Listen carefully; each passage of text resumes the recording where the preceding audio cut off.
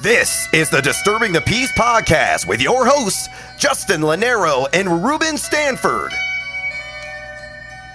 What is good? It is episode 16 of the Disturbing the Peace podcast. Been a little while. It's been a minute. Summer is, I hate to say coming to an end, but we're in August. You know how shit goes with that. It's like the kids go back to school. Football season's cranking up. Rube, what is good in Bedford-Stuyvesant, Brooklyn this evening, sir? It's all good. I mean, I'm glad to be back on. It's been a minute, like you said. So, just checking in. Yeah, no doubt. Yeah. No doubt. Mr. Hurd couldn't join us tonight. He's busy building up bodies in the Manhattan area in some probably luxurious penthouse doing his thing. So we'll miss him tonight, but we're going to roll too deep, and I look forward to what we got in store. Yeah, we gotta ask Mitch. Is he working out of the Equinox or the Blink? Those guys were having there were a lot of Hollywood A celebs that wanted to boycott because of Stephen Ross's commitment to fundraise for Donald Trump the other day. So I'm actually conflicted. I actually know good friends of Stephen Ross, and I know I've had some relationships with him and his organization. I looked at the Rise Corporation, the institute that he started for diversity and inclusion in sports. I mean, it's just a tough sell to have a nonprofit organization that's committed to fighting against oppression and fighting against people that are basically white supremacists, and then throw a huge party for Donald Trump. What that's like a ball of contradiction, like a lot of hypocrisy there. And Kenny Stills called him out on it. So I big up Kenny Stills for maintaining that type of energy where he even challenges the person that signs this check. And a lot of people are definitely afraid to fuck with the money. So I big up Kenny Stills for doing that. Kenny Stills, polished NFL wide receiver at this point in time. Got a little Deshaun Jackson in him. A little bit of yeah. I mean, he's a really skilled wide receiver. I think it's unfortunate the last couple of years he's been saddled with Ryan Tannehill, who is not a bad quarterback. It's just that the fact that at this age he's probably like 30, but people are still talking about his upside. When he's been in the league for about 6 to 7 years, he's never able to stay healthy. But when Kenny Stills was with Drew Brees, I mean, he was awesome. He was the deep threat. He actually could do a little bit more than just be a deep threat, and he was putting up big numbers. And I think he put up decent numbers with, between Jay Cutler and Tannehill. So I wish him the best of luck. He's got Ryan Fitzmagic down there. Magic Man is always he plays loose because he's always going in, and who actually thinks he's going to do good. But when you want him to do good, that's when he fucks it all up. Exactly. There was points in time where he's like fantasy's finest because, like you said, I mean, I think he takes the who gives a shit attitude. I mean, he's not a dumb man. He like aced the Wonderlic test. Yeah. He went to Harvard, but he looks like Grizzly Adams. So, but when he goes out there, it's like he's got a 9mm just spraying, and he's been blessed with some talent, that boy plays loose, man. Last year he really made a lot of magic with Deshaun Jackson. I thought they played together really well. Yeah. And so Josh Rosen is probably, I think Josh Rosen may be headed towards the Christian Hackenberg stage of his career if he doesn't play his cards right. Something tells me that things may not work out down there in Fishland. With the big boys, they're in the big leagues now. So yeah. All right. Well, listen, we're going to talk about what's breaking. Tyreek Hill. I know we're a little late to the party, but I think it's important to bring up Tyreek Hill. All right, and I'm going to give you my stance on Tyreek Hill. If you didn't know, Tyreek Hill is not looking at any disciplinary actions in the NFL. Okay, and it's kind of an irritating situation because I think if you and I were in a situation like that, you would be in Rikers Island. I would be at Shirley, potentially where Aaron Hernandez offed himself. But when you got money and, So with Tyreek Hill, right? His wife got hurt. He slipped in the NFL draft. He slipped to the Chiefs. A burner, no doubt, and you can't teach that type of speed. That was, it's well documented what happened with the fiance and the baby, and then all of a sudden the kid's arm breaks recently, more recently, and now there was audio of the wife saying, "Terrified of you, Tyreek," and we know that some of these women, we saw what happened with Sean McCoy. You can get yourself wrapped up with some bullshit, but regardless, I think the writing is on the wall that Tyreek Hill's kind of an asshole. I think the two of us could be in agreement. But here's the thing.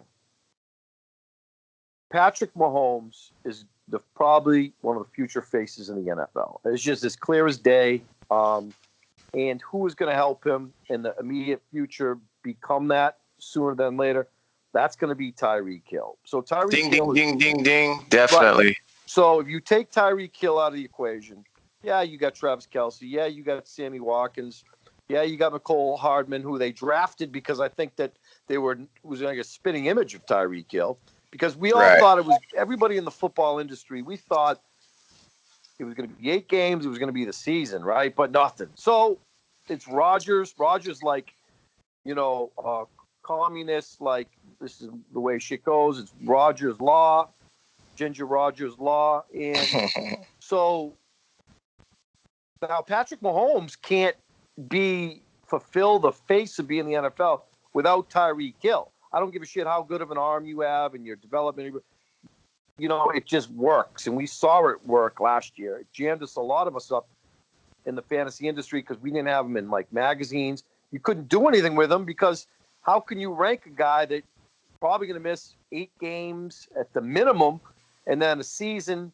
So especially because of his history towards women and most importantly, the child. But so there's no games rule. Right. Tyreek Hill, and then I seen a video of him the other day.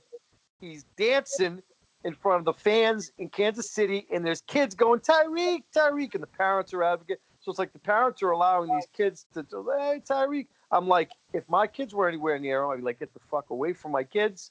Not that you're going to hurt them, but I don't have any respect for you. As a man, I think you're a piece of shit because I've, zero tolerance when it comes to kids. So, Rube, no games for Tyreek Hill. He's a star in the NFL. You're going to want to see him play on Sundays. Right. What is your take on the Tyreek Hill situation? It just shows how, to me, there's just a lack of respect for women. I mean, I think in general, I think it just pushes us straight to the conversation of how much do we actually value the life of a woman in this country. I mean, we think we are more civilized and more advanced than we actually are. The rule of thumb, the idea of the rule of thumb was that you could beat a woman with a stick that was the width of your thumb, and that was okay at one point in this country. So to get to the point where people say, hey, money over the safety of a woman, the value of a child. I mean, we have sex trafficking in this country. We've talked about that repeatedly on this show. We've talked about how women are abused. Every second that goes by, there's a woman that's being abused. There are different levels. There's domestic violence, and then there's just all out. There's no relationship between a man and a woman, but yet a man feels empowered to be able to force his authority or physical, attributes upon a woman. So I just feel like this just goes hand in hand with what we experience in this society. It's incumbent upon the men to start making more noise and to do what you're doing. I feel like whenever we talk, like you start talking about Tyreek Hill, like I understand how much Tyreek Hill disgusts you as a human being, as a man, seeing him not be penalized for his actions. I think those are areas that we can talk about. And then that just connects me to Jeffrey Epstein. We talk about him as well. Like, these are men. Like, the guy had not to confuse the two and to conflate it, but to understand that they're all one and the same because we are in a male-dominated society. This guy had an airplane named the Lolita Express. So whether you have audio, like in the case of Tyreek Hill, or whether you have a blatant sex air bus, or that you're running women across country, trafficking, luring them in, or doing whatever it is that's vile and disgusting. If you have some money, or if you're not doing it to the right people, then nobody cares. So there are tons of women. We go into we see the nail salons. We know that these nail salons, some of these people are being sex trafficked. Some of them are being used and brought over in canisters. We know this. We know that women are being kidnapped and children are being taken. Like, there's so many pictures of missing kids in this country, and we don't really talk about it. Who are these kids? Where are these kids ending up? Where are they working? How are they ending up there? And why do we promote guys like Tyreek Hill and to keep them employed? Roger Goodell is a scumbag, just as much a scumbag. He sucks just as much as Tyreek Hill when it comes down to protecting kids and protecting women. Yeah, and it's not something that, like, that asshole Jerry Sandusky at Penn State, right? He was a fucking animal. But, yeah. And then you look at old man Joe Pa. I remember growing up, and damn, Joe Pa, that old Italian dude. You probably see him moping around Brooklyn. And while you grow to love a guy like Joe Paterno, because I'm old school, you're old school, but like, he intertwines himself within the Penn State community. His address is in the phone book. He's been with Penn State for 50 years. But you know what? It's not what Joe Paterno did. It's what the fuck he didn't do to prevent all that shit with the kids. So he's just as fucking guilty. And I think he died of a broken heart, directly correlated to that type of shadiness, to protect the integrity of the university that generates money through their football program. And it's the same shit here on a different level, because it's the NFL. Absolutely. I mean, you touched on it. You hit on it. You're hitting it right on the head. I mean, it's sometimes at some point we just have to be better as a society.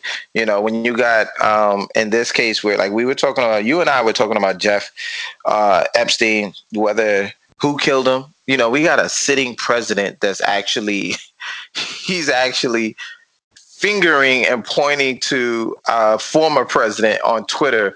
And Donald Jr. is also chimed in recently to say that the Clintons have killed Jeffrey Epstein because, as we say, critically thinking, how is Jeffrey Epstein allowed to have no one-on-one guard supervision when he was on suicide watch? But they pin it on the correctional officers, though, Rube. They put on the correctional officers. These guys are working too much overtime. Nobody checked on them. It's easy to throw it on the little guy, the guy working the floor. You know what I mean? Hell yeah. Oh, if somebody's going to lose their job, a couple of officers are going to have to fall on the sword. It's just what it is, because, basically you fucked up, because this guy's dead, and they know he went to his grave with a lot of information. He knew who was also in the room with him. He knows I don't doubt it. When you're dealing with certain people, I don't doubt that they were pretty much just like Truman and some of the big wigs that were racist, that people ended up with tapes on these guys. I'm sure Epstein had dirt on a lot of people that played in the same playground as he did. He didn't actually think he was doing anything wrong. I mean, up until the end, he didn't believe that having sex with teenage girls or teenagers in general should have been anything that was a criminal offense. Right. I said something about Zeke Elliott the other day on Twitter. I'm like, and somebody came back with something funny. I was like, Ezekiel Elliott, he's kind of an asshole too. And then somebody tweeted me back, and they were like, you know what? I don't even think he knows that he's an asshole, because some of these people have been pampered and I don't want to, but a guy like Epstein's got so much money, he's got so much entitlement, he's got so much power, they don't even know that they're fucking up left and right from an ethical standpoint. They can't differentiate right and wrong because they got this supreme level of entitlement. I can do whatever I want, and which is couldn't be any further from the truth because he just said it. I mean, I didn't think I was doing anything wrong. This is a guy, Rube, from what I understand, that had the world by the balls, the biggest mansion in Manhattan at one point. Yeah. But what does the money mean now? It doesn't mean doesn't mean shit.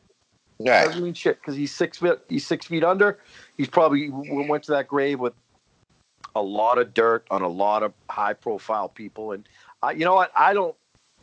If I had to bet, I would say that probably wasn't a suicide. I would probably shut him up. I mean, the cartels will get to somebody for saying a lot less and knowing a lot less than this guy. So right.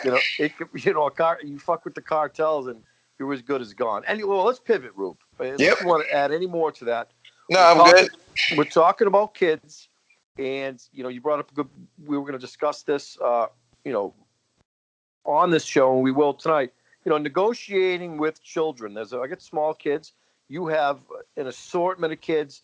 There's a time I say picking my spots with kids, and I think for our sanity, for our peace of mind, but we are also the parent. When is too much candy enough? Easton had a meltdown for the ages a couple of weeks ago in Walmart. We went in there for chlorine for the pool. Now he wants this $30 dog. It's no longer is it just, and it was 3:30. No more naps. It's hot, so fatigue is settling in, and he starts talking about like a top 10 all-time meltdown, and it's echoing through the store, echoing and echoing. It's just everybody's looking at you, and then my daughter started crying. Violet started crying because of him, and I just what I wanted to do with him, but I didn't. And this old guy at the counter looks at him and goes, "Inside voices." And Easton looked like he shit himself. He put his head down and walked and sat in the cart and say shit the whole ride home, which was a beautiful thing. A small part of me wanted me to be dad. Hey, don't talk to my son like that. But a big part of me was like, "Hey, what's your phone number, man? I want to be in touch with I'm sending you a Christmas card. We got to be in cahoots when the shit." You want to bottle that up? No, so there's a time, there's a place for negotiating. But if I buy him that $30 dog, right, to shut him up, and that is somewhat of a negotiation, and it's to serve, to keep him quiet. I said no. I got to stand by no in that point in time, and I did negotiate with him a little. I said, look, get something smaller. But he wanted this $30 dog. So I was like, you know what? I'm trying to meet you in the middle. You're not having it. You're not going to get shit now. So at what point do you think it's appropriate to allow yourself to negotiate with a kid? And as a kid, do they deserve to be able to negotiate with their parents? Yeah, that's an interesting one. I mean, I don't really look at it as negotiating with the little guys. I mean, they're pretty much kids that they'll ask for things occasionally. So I think it's a cultural thing. Like I noticed that people that come from a certain socioeconomic background as well as from a cultural background have a different way of looking at how to parent. So when you're being around some of my friends, they're pretty hardcore. They're like staunch, like, no, this is the way it should be. They shouldn't get shit unless they earned it, or, but then occasionally, not even occasionally, then on the flip side, there's things that the parent wants to spoil the kid with, and the kid's not really interested, Yeah, like show off and shit. Right. I've seen parents spoil the shit out of kids with clothing that they wanted to buy, or to buy items or that they wanted to buy. like they felt like they were spoiling them because they were going to put them in equestrian class or gymnastics class. Like that's a spoiling or a sacrifice for some parents, but that's a part of their plan. That's part of their dream. And the kids are really just like, I don't want that. And then I know some kids, like one of the things that I had to learn as a parent, I was around a lot of parents, young parents, that wanted to buy their kids the clothing items or the toys that they didn't get when they were kids. So they were going overboard, spending goo gobs of money, so much money that was ridiculous, and trying to keep up with all the latest toys and devices and electronics that came out. And then I started seeing how kids, they didn't give a shit about those fancy sneakers or some of those devices. They just wanted the Heelys, or they just wanted those light up Payless shoes. And you're like, fuck, I just dropped $100 on a pair of J's for you. That's a beautiful thing, though. When a kid say that, I don't give a shit about the money. I want these things. Right, and because it's the value that we put on it, and it's our desire to, to also kind of shower with love because we know the value of it. But kids, they don't often know the value. So when they see when they see that bear that's $30 or the dog that's $30 at the store, that's not a $30 dog. That's just a fucking dog. That shit looks cool as hell. Yeah, I want that, and it's and can we just, because come on, Dad. So I think there's a balance. I think it's good that you do just say, you know what, you break down and you go, yes, because I do think the world says no enough. And I mean, and I also sometimes, when I talk to some of my friends, I also preface, and I will preface that raising a black son or brown kids in this world, I don't know. I definitely feel that some of my friends that are raising white kids and white children, they have a different path. They may be teaching humility. They may be teaching that they are not the masters of the universe, and that everything won't fall into their hand, and that, you're not God, and it just doesn't happen just because you say so. That might be the journey that you may be on, and as well as I know some of my friends are on that journey. It may not be something that you're doing intentionally, but I do know friends that actually do it intentionally.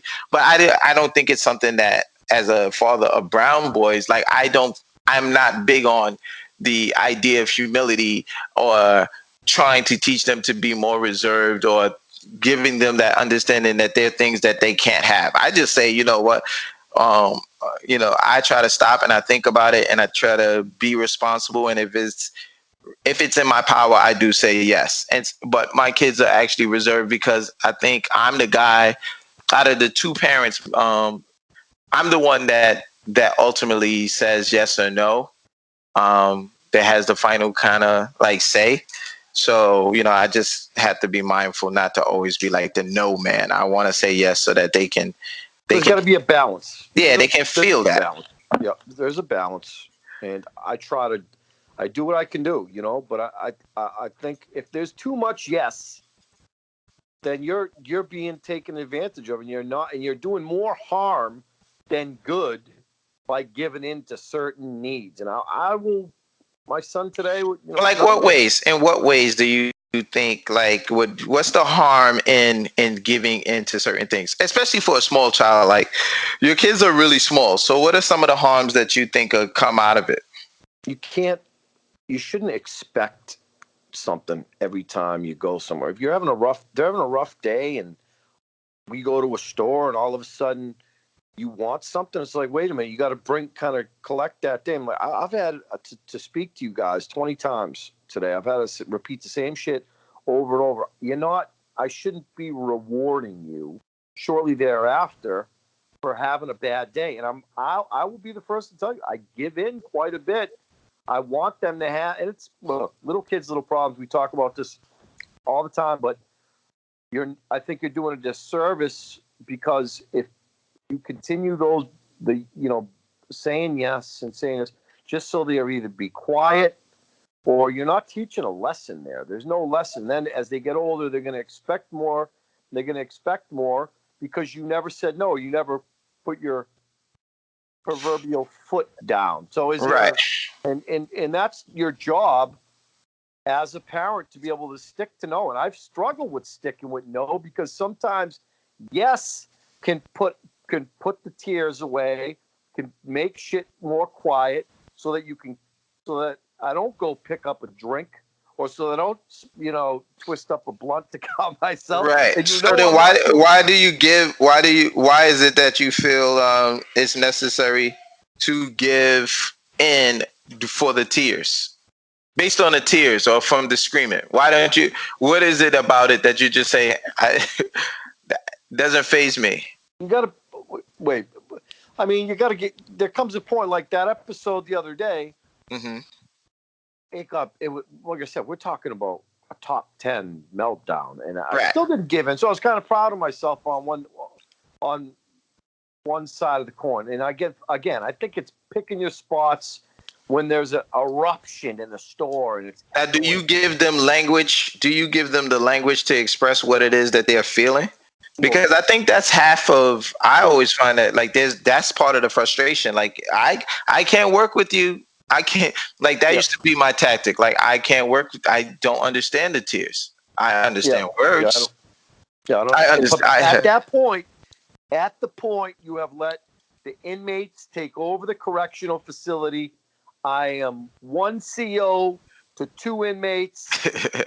You know what I mean? Well, you've already sent your baton up on a rope so that they don't beat you with the baton, right? I'm fucked. And you know what you want to do. And believe you me, there's been plenty of times where we are leaving. See, the thing with the other day was, and I try to illustrate a picture before we go to a certain place. Look, we're here to get chlorine.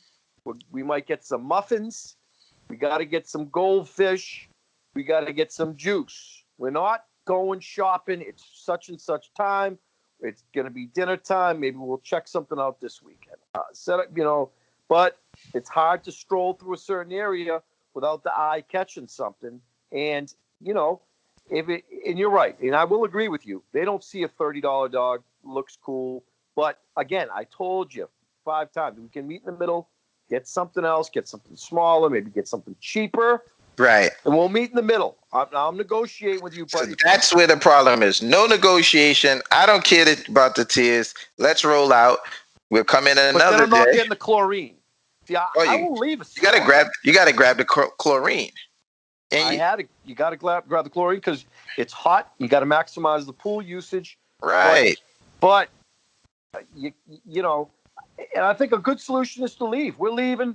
We're not getting shit, but I had to get the chlorine. Well, I think the biggest thing is giving and really worrying about those, explaining that those behaviors and not being able to use your words is the biggest takeaway that I would offer as a piece of advice. Because my part that I was going to talk to you about is what do you do when you're trying to work with an adult child? You deal with similar issues, as you say, the issues become bigger. So if you have an adult child who wants to stay in your home, he wants to rent your apartment, he wants to use your car, but it's a relationship, and you have to invest, you have to put in so that you have to make deposits so that you can make withdrawals.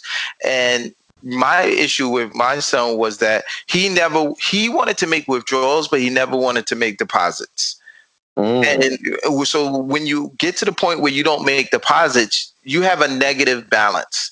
And because you have a negative balance, you really can't ask me to do shit, and expect me to be like on your team. So I found that, that was a lot of conflict between me and my oldest son because, you gotta pay rent. And it's like, I'm not charging you market value, but what I am asking you to do is to be responsible enough to understand that you're making a contribution. You're going to pay it somewhere else. And if you have a disposable income, why would I watch you throw your money and give it back to the universe and comfortably use the internet, the car, eat up the food in the house, not offer to pick up little brothers or take out trash. It's just like little things that you would say, okay, if I'm in this space, how can I contribute? And I find that to be a challenge for a lot of young people and a lot of parents that have these adults. And it sounds like more and more of my friends, some of them have the kids who will not leave. And it's not that they won't leave because they don't have the skills. I feel like they won't leave, and the parents have negotiated a way for them to kind of stay in a safe bubble because they want them to they kind of want them to be there to like so that they're within arm's reach and you know that they're safe. But it's the bad behavior that you kind of, like you said, you're reinforcing when your son doesn't use this word and he spazzes out because he feels it's unfair that you won't let him use your car. So he can't get my car keys, and then he just, you throw a fit. It's like, dude, you that's not going to win you any votes in this house. So, and that's I guess it's on the same line as seeing that $30 bear and trying to negotiate. Hey, at what point do you just say yes? There's times that I say yes to trying to be the best parent that I can be, but then there's times when I feel like, no, you need to understand that one, your behavior isn't good. Let me just say this for the record: anybody that has multiple children, get the first child, get your oldest child. When they get to a certain age, get them therapy. Get them therapy. I think all first children in families need therapy. It's partly due to the way you raise them, partly due to the way society views them, the way your family views them. We heap a lot of responsibility on the first child. Like, oh, well, if your brothers fuck up, if your little sister fucks up, it's your fault because you should have watched them. You know better. You're older. Like, they're like a lot of these, to me, even the wacky people that I meet, I ask them, one of the first questions I ask them is, are you the oldest of your siblings? And if they say yes, I go, oh yeah, you're fucked. You need therapy. Right. A lot of responsibility. I'm guilty of it. Easton, you're the big brother. She looks up to you. You fuck them. Listen, take it from me. That fucks them all up. They're independent. They have, they learn from one another. One isn't much older than the other, and especially in your case, if you ask when your kids get to a certain age, like one of the things that I asked my wife asked him, she said, "How old do you feel?" And at the time, I think he was 22. He said he felt like he was about 16 or 17. And I said, "Oh shit."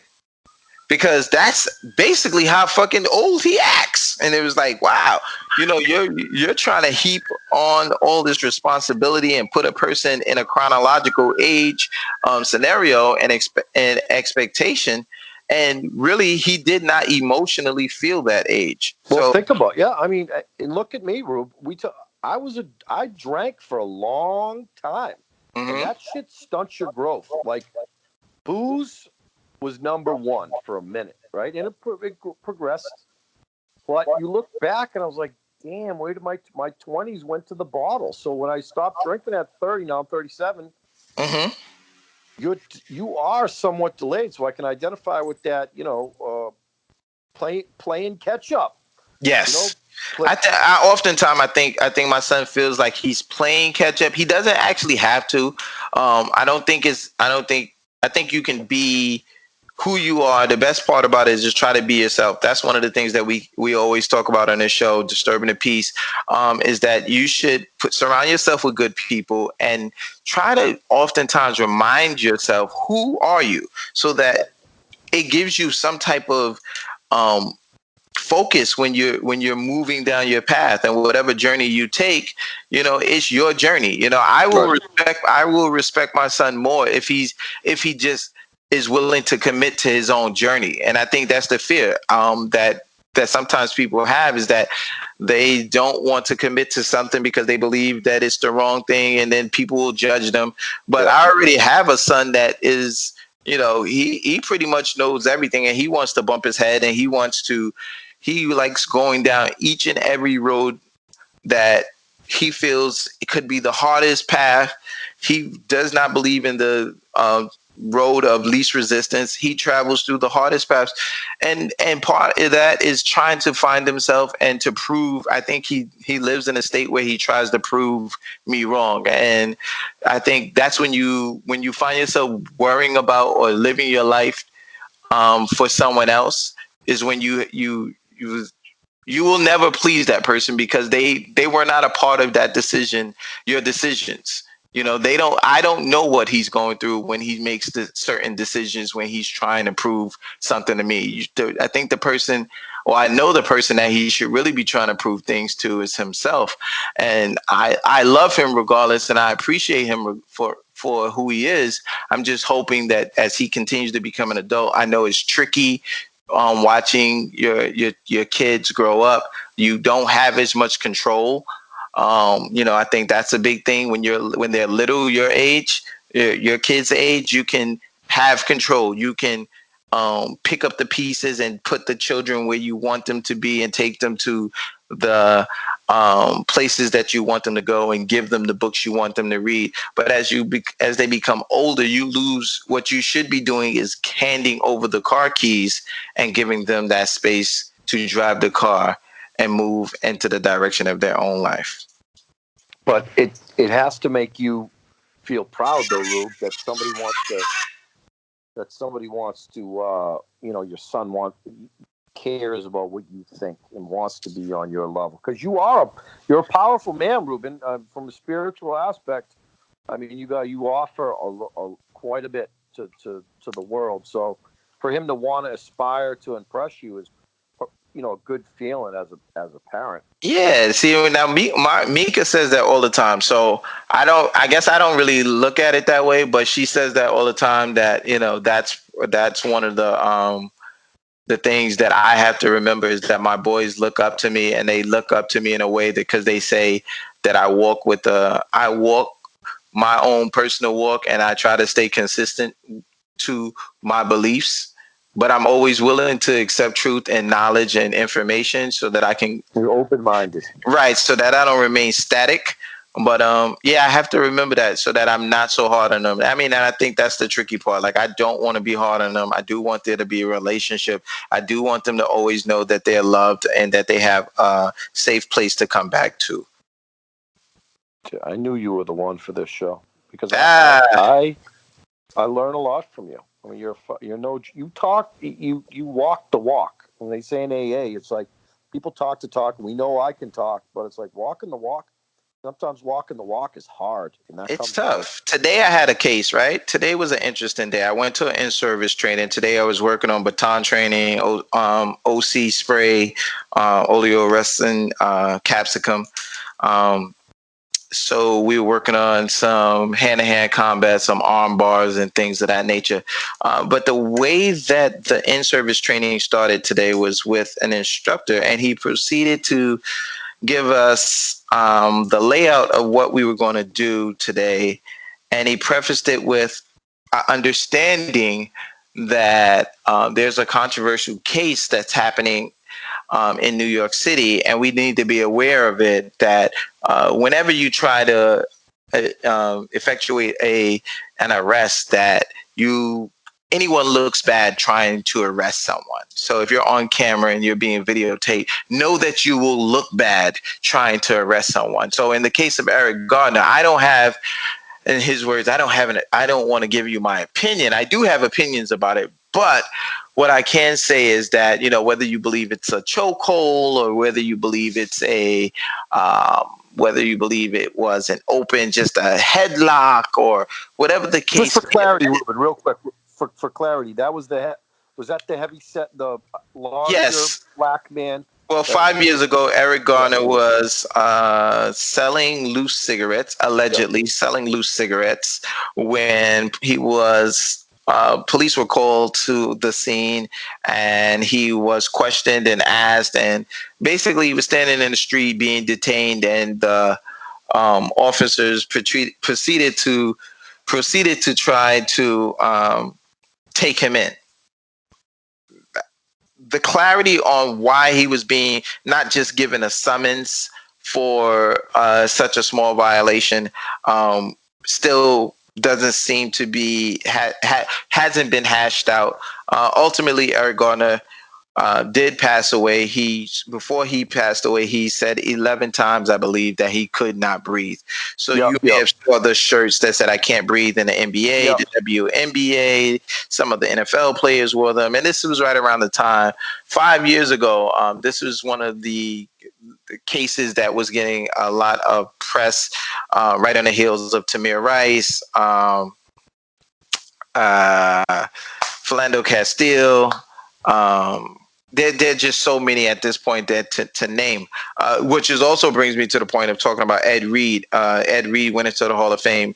Amazing NFL safety, Baltimore Raven.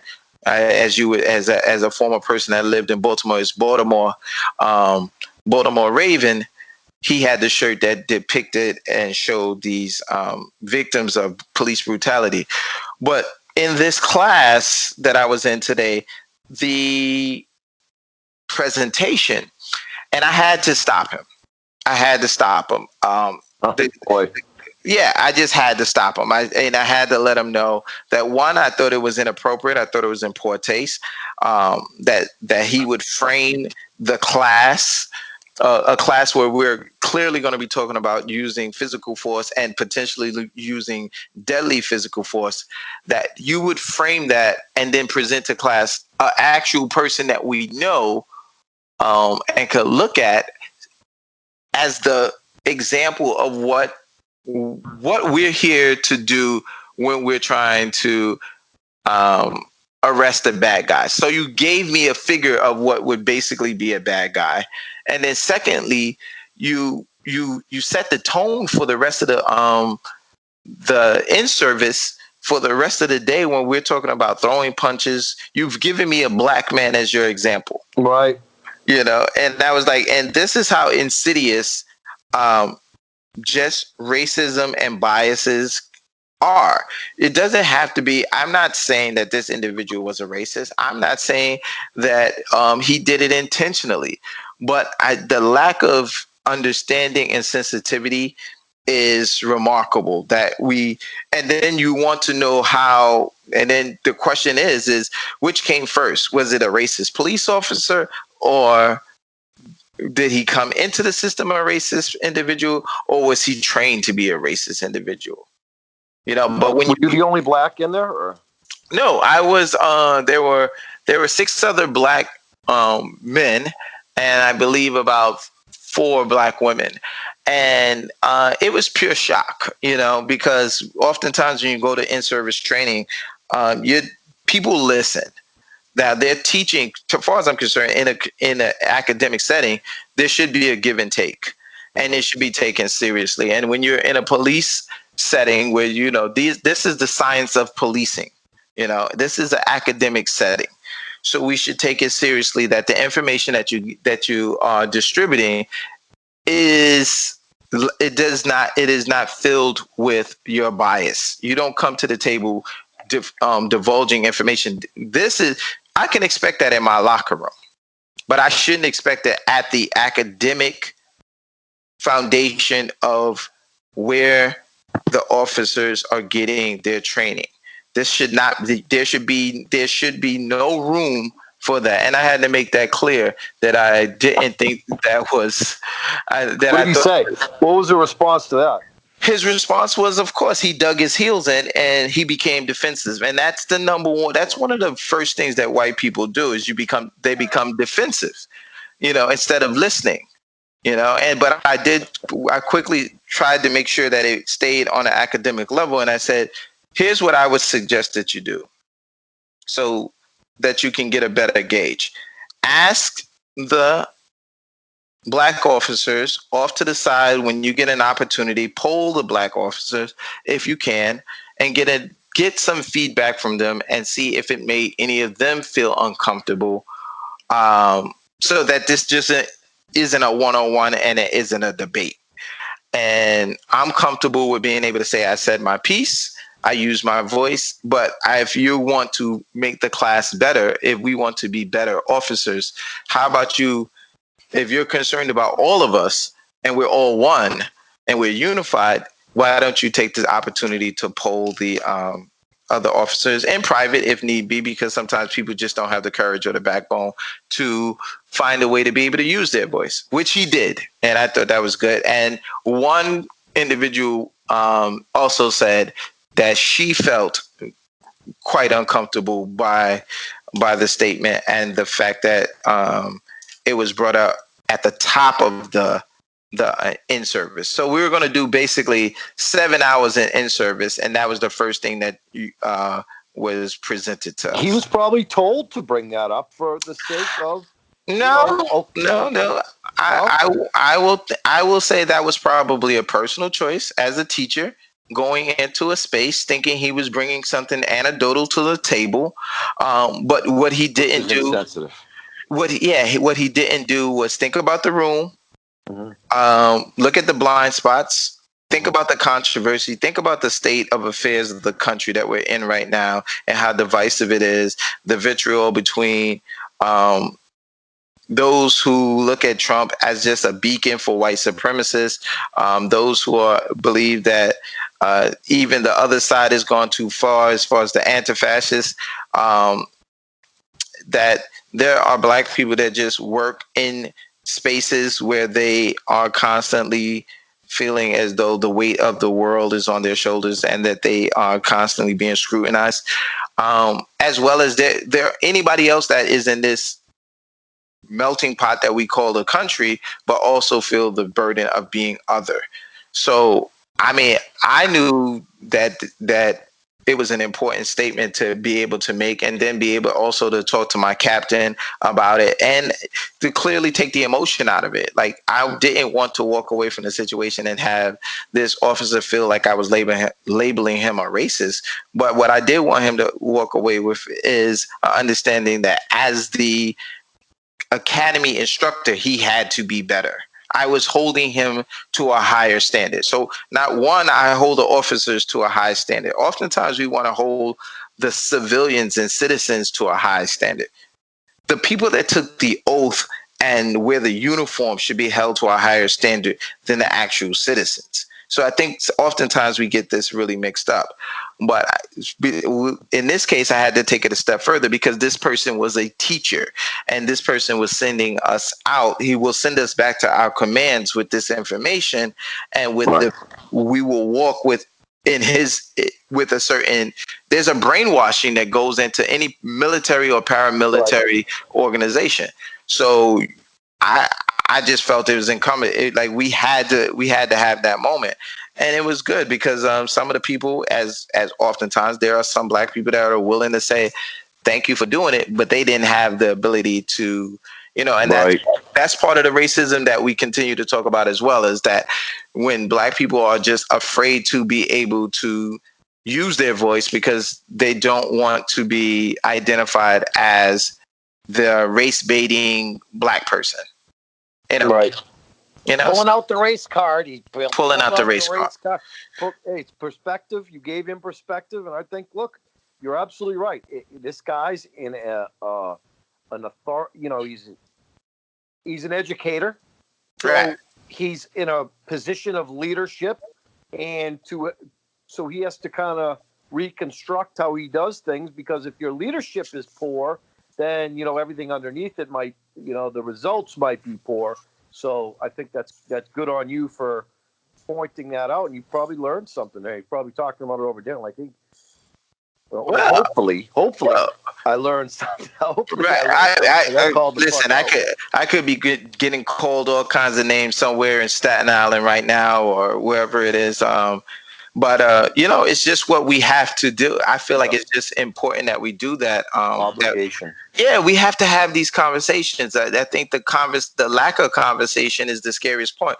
It's like, me and you were talking about it, or I think I sent you a link the other day where it was saying that, dude, this is the ugly truth about America.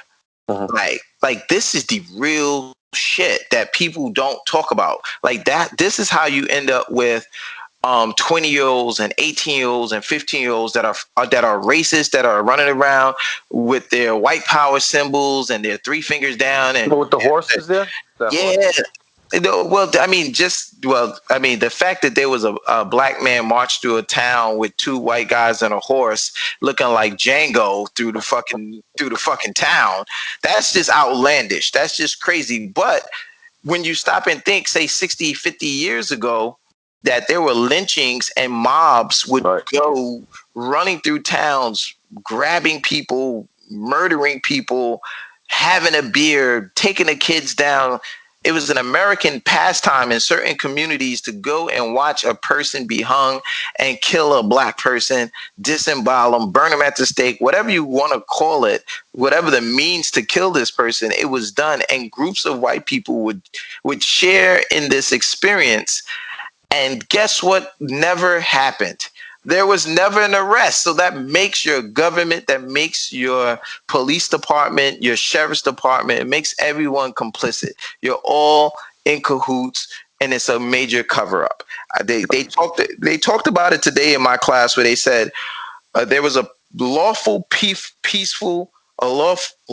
and peaceful protest where individuals were protesting and officers pepper sprayed them and hit them with OC, and the courts issued a decree that said that was unlawful, that their rights were violated, that if a person is peacefully protesting, you cannot use pepper spray, tasers, or any physical force that would lead to bodily harm.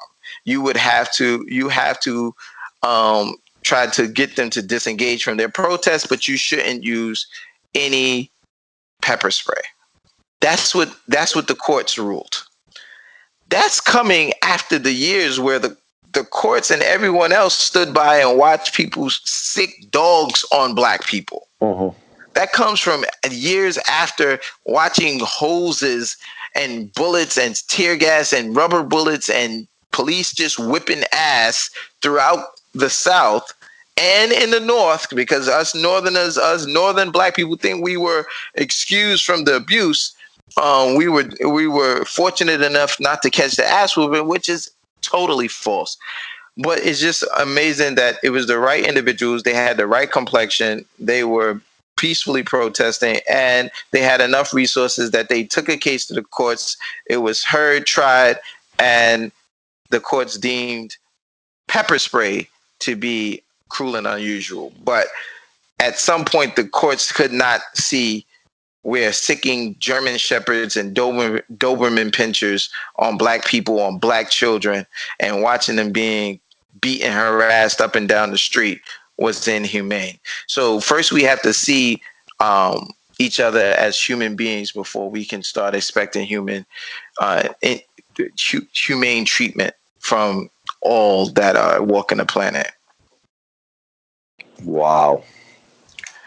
Yeah, that's some shit out here, man. Yeah, and you see it all. You're in New York City. You talk about, like, well, look at the video you sent me from Queens and the behaviors. A lot of people up here think they were exempt from that type of bullshit that happened in Queens. But that's the tricky thing about this racism stuff, because we believe, oh, that's a Southern thing. Oh, that's a Republican thing. That's not a Democrat thing. I mean, it's the same parts. Like here's the question. Oh, I feel like this is always the question: who leads the conversation? Who leads the conversations at home? Who is willing to step out and challenge? Like, I love whenever I see the videos or I see people that say, no, not here, not now, not ever, not on my watch. Leave these people alone. They're not bothering you. Why are you harassing? You know, like the video, the lady was like, yeah, I called her a nigga because I knew what kind of response I was going to get. Like, whoa, you know, this is We've normalized that type of behavior, though. We've normalized the dysfunction, and your president has thinks it's okay. Well, he's out there. He's out there. He's raising raising up the troops. He's building an army. He's building of dumb fucks. Well, not so dumb. Not when you got Stephen Ross out there. Not when you got Stephen Ross out there fundraising. Then it brings out the hatred and the racism from some of the more intellects. But I would. But is it the racism from the intellects, or in many cases, is it just about money for some of them? I would say it's about money, but I would also say that a lot of these behaviors are like. See, the thing is, Rube, you got this guy that has the biggest platform on earth, and he's got the platform, so he's got the ability to extract, beliefs and deep beliefs from some of these people, and a lot of it's abnormal. Like I can see and feel a Trump support. Now, look, I don't give a fuck about politics because I think it's all bullshit. But I'm open-minded. You can feel a Trump supporter from not a lot of dialogue with them. You can feel either the anger or whether it's racism. You can just, and I don't even need to know that you are a Trump supporter. I know you are, and that's fucked up at this point in time because it just goes to show you this guy has poisoned infected the minds of non-critical thinking conformists. Now, some of these people have money, but they just can't think on their own. But it's the Trump people are coming out in masses now because, look, if the president of the United States says something, it must be true, and it must be okay for me to to be able to say it, or for me to be able to feel it. Because, well, who's more important than the president of the United States? He's more important than my dad. He's more important than my mom. Look at him. He's in the White House. He's sitting at the table there. But the thing is that everybody believes that right now. Like I had a person say, "Oh, Hillary Clinton would have been just as bad." The part that I think Trump allows people to do is to remove themselves from the racism that is in your face every day. Like no one wants to deal with the fact that you said it, Josh. You said your girl sometimes says, "Hey, you're a racist. You make mistakes." Or you say you'll say something and go like, "God damn it! I put my foot in my mouth again. I'm a fucking racist." That's gonna be fucking stupid. Yep.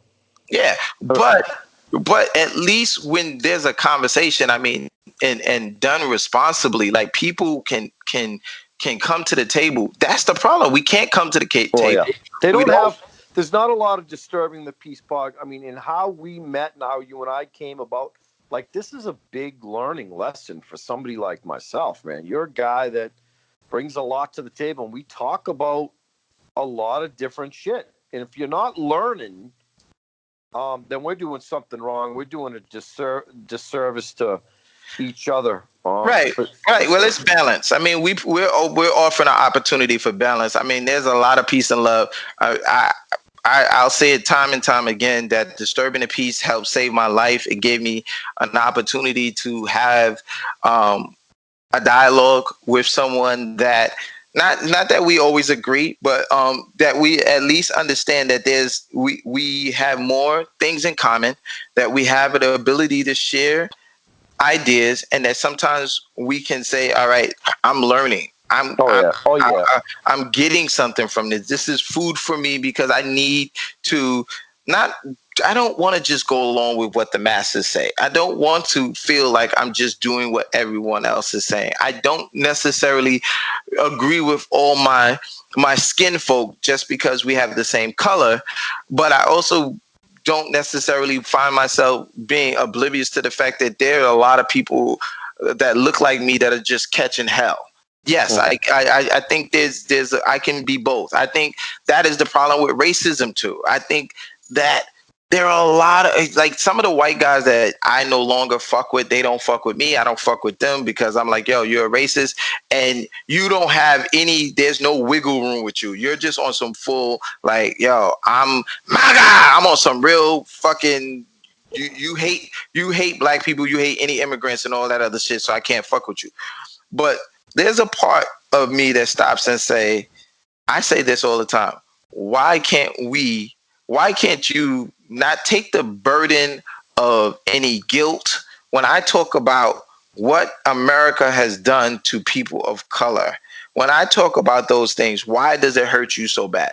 You don't want to dishonor your family, but you want me to dishonor the family members, the great grandparents that I had that were sharecroppers, the great great great grandparents that I had that were slaves, the people that came across the diaspora and ended up in Belize in the on the port and the shores of Belize, the ports and the shores of Georgia. You want me to to dishonor my family and my heritage. Meanwhile, you're reaping the benefits of the country that we helped build.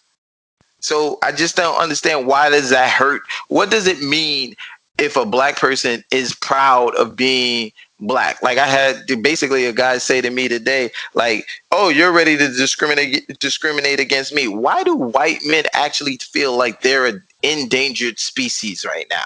Like, Turn the tables. That's called reverse psychology. Right, like all this shit that's going on right now, like white people are like, "Oh, white men are like, no, like they're coming after us." Like, are you kidding me?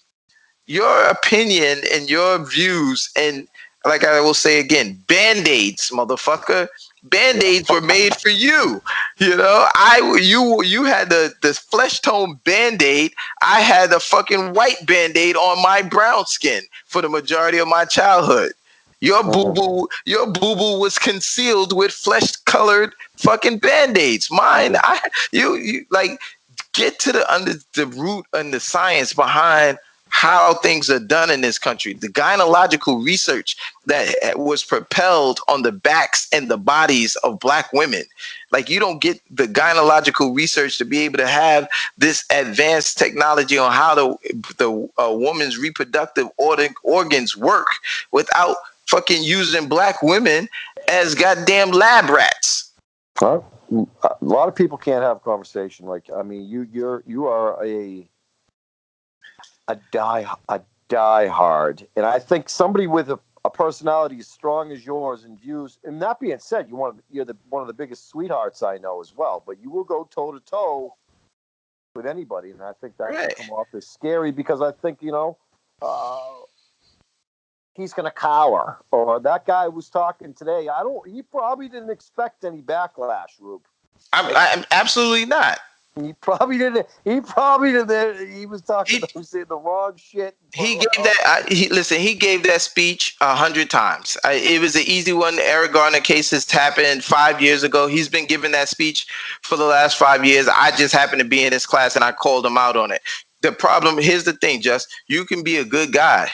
You can be a fucking great fucking guy, a great humanitarian. You can help old ladies cross the street, carry their bags. You can help the blind man make it down the street. And you can still be a piece of shit racist at the same time. They both can coexist. And I think that's where we should stop. So, all right. Well, I'm just fucking with you. But tell me, up real quick. Tell me about some. Hit me with a little fantasy, man, because I need some little something for my DFS. I'm in best ball. You put me on the best ball. They're dope. They are dope. Set it and forget it. But all right. So listen. So this podcast is sponsored by DraftKings. Yeah. Promo code PEACE, PEACE. Any questions about DraftKings, you can ask Ruben. He can ask me, or vice versa, whatever. Ask me, I'll ask him. So DraftKings is friends with this show. We're officially sponsored by DraftKings. Sign up using the promo code. It can be tricky finding it sometimes, so hit us up if you're not playing daily fantasy. Daily fantasy is different than season-long leagues. You're not married to anybody, so you just set different lineups each week. It's beautiful. You got a budget. Look. Before we wrap up, we'll wrap up on a lighter note. Antonio Brown, we could have a whole episode on him. Tonight, he is, because of the numbers, a top 5 wide receiver in the NFL. That's the way it is. He hasn't played with the Raiders yet. He's been blessed, and so has Ben Roethlisberger, Mike Tomlin, the whole Steelers organization have been blessed to have him.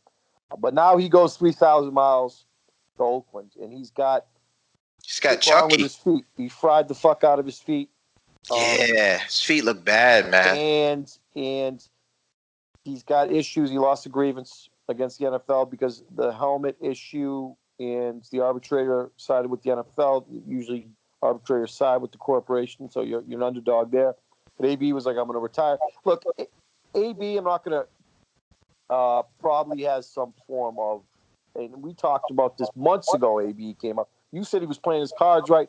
I think he's a little fucked up. Maybe it's CTE. I think it's not inconceivable to think he's got something wrong with him. But either way, downgrade from the Pittsburgh Steelers to the Oakland Raiders. Hasn't been practicing. Unclear rapport with Derek Carr. It's just apples and oranges when you compare the two organizations. So in fantasy drafts, even though we're not talking about season long, but we can, Antonio Brown used to be where DeAndre Hopkins is now. All right, you get the first few running backs off the board, and boom, it used to be AB, and you didn't think twice. Now it's DeAndre Hopkins. You can get Antonio Brown later now because of everything I just mentioned. Are you drafting Antonio Brown in leagues at this point in time, Rube? I'm putting the big balls on the table, and I'm going to go get AB. This guy, he may have CTE. I didn't want to come around to it. He may be suffering from CTE, but even suffering from CTE, there are a ton of passes that have to be thrown in Oakland, and somebody's got to catch him, and he's still one of the top 5 receivers in the NFL. No doubt. No doubt. There is no one else over there in Oakland to receive. I mean, you got Tyrell Williams. He's a decent player. He's a good wide receiver, good deep threat, but he's no AB. They have lost all of their wide receivers. They have young running backs. I just can't see.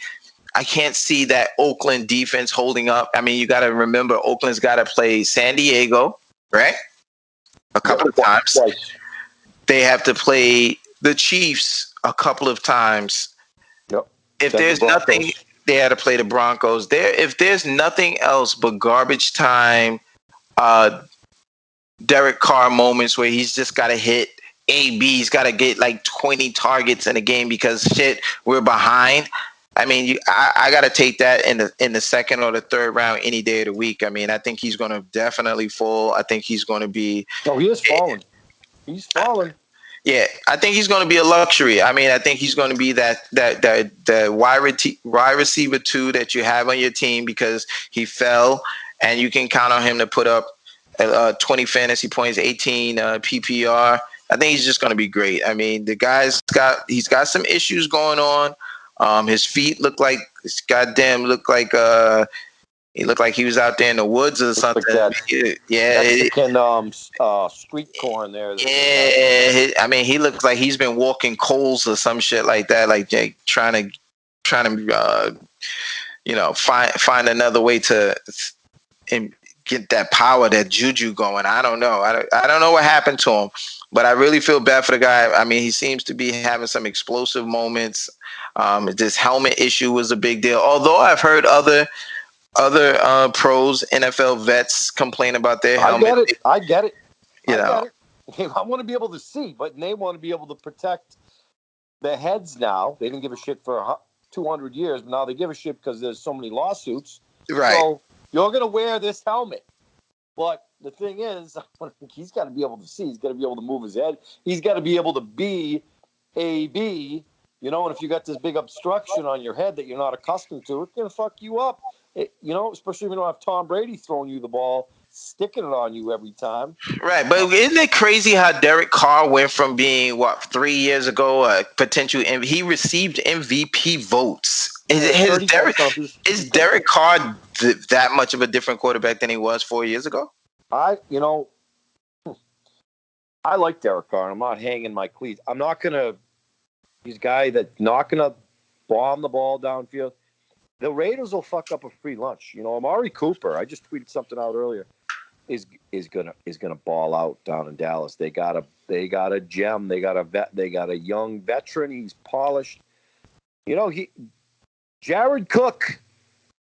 Jared Cook, 6-year-old tight end. Jared Cook, he looked good last year. He looked good, but he was the de facto number wide receiver one. Yeah, so So AB could be some big dividends Oh out yeah, there, no question about it. There's no question about it. You know, and Chucky's got no other choice. He can't look bad. You can't trade away Amari Cooper, bring in AB, and then have this project go to shit. Like you got Khalil Mack. I mean, you just got rid of Lawrence. You just got rid of Lawrence Taylor. Yeah, Let LT go. Yeah, he let go of LT and Marvin Harrison. I mean, for real. Yeah. Khalil Mack is that good. He's not LT. Nobody was like LT, but I think the game is past Gruden by, man. I think he's just one of those old relics. What did he get? $100 million guaranteed? Yeah, some stupid shit. It's a circus out there, man. Well, are they headed to Vegas next year? To 2020, right? Or is it 2021? Yeah, I thought it was 20. Because it takes time to build. You know, they're building, right? Yeah. It's going to be a couple of years, but we'll see. This is a good show. Episode 16 in the books. Yo, be good out there.